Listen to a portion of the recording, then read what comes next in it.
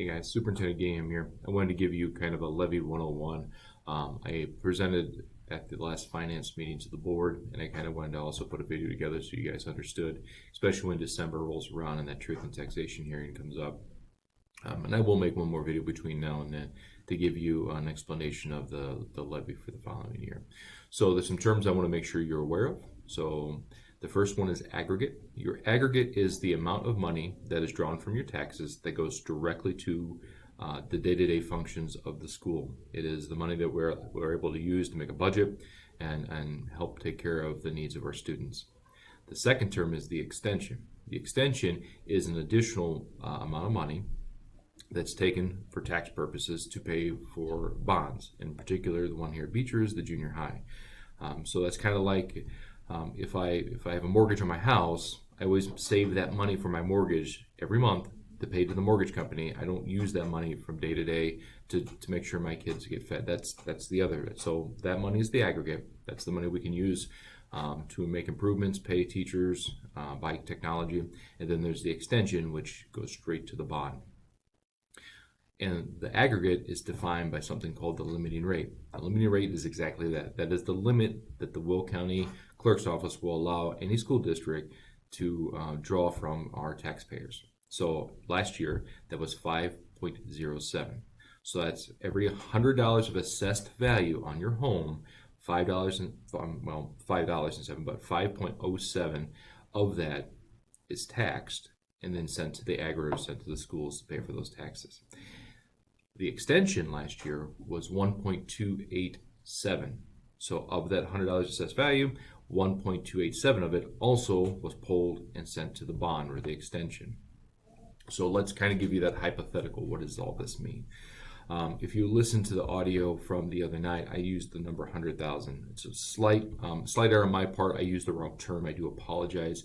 We're still going to use 100,000, but I want to make sure you understand where you get $100,000 from. So I made the error and said my home. I'm sorry. Your assessed value is 100,000. How do we get to assessed value? So your home, your property, has a value.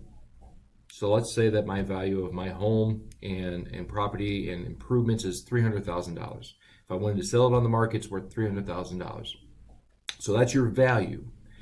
The state of Illinois, to find EAV, takes your value, that's the $300,000, and they divide it by 3. That gives you your EAV, or your assessed value, that they're going to tax. So my $300,000 piece of property with improvements divided by 3 is assessed for EAV at 100,000. That's that magic number. The 100,000 is what they're going to tax you on, not the 300,000. So let's say my EAV is 100,000. So I just got done telling you that your limiting rate was 5.07 on every $100 of assessed value. So let's do a little math. My EAV is 100,000, so I do 100,000 times my limiting rate, which is 5.07, divided by 100 because it's per 100 value. So it's 100,000 times 5.07 divided by 100.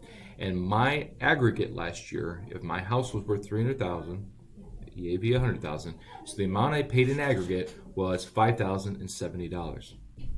The extension, using the same math, would be 100,000, EAV 100,000, times 1.287, your aggregate, or your extension, divided by 100, and that would give you 1,287.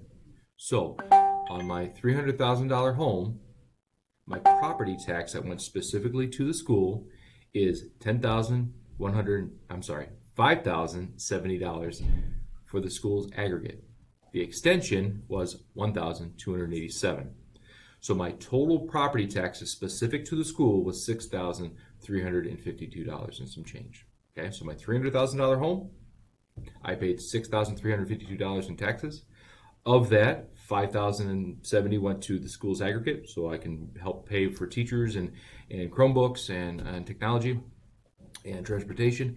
And $1,287 of it went to the extension to help continue to pay off the bonds for the junior high. So how can you do this if you don't have a $300,000 home? My house is worth $100,000. You do the same math. You take your property value, you divide it by 3. That will give you your EAV. And then from there, you would multiply it by the limiting rate. This would be last year. I can't give you the limiting rate this year yet. That'll be the next video. So I take my property value, divide it by 3, gives me my AAV. You multiply that by your limiting rate, which was 507. You divide that by 100, and then you just found out exactly how much you paid to maintain the schools here in Beecher. Same with the extension. You do your house's value, divide it by 3, gives you your AAV, times the extension, which was 1.287, and then you divide that by 100, and you'll find out exactly how much you guys were paid for the bond. Okay, I hope that all makes sense. The next video I'll kind of break down where we're looking to go next year, but that kind of gives you an idea what the levy is, what it means, and as a taxpayer, the truth of taxation, what does it mean specifically to you in your home's value. Okay, thanks for the 6 minutes. Sorry it was a little bit long, but I just want to make sure everybody's informed. Have yourselves a great day.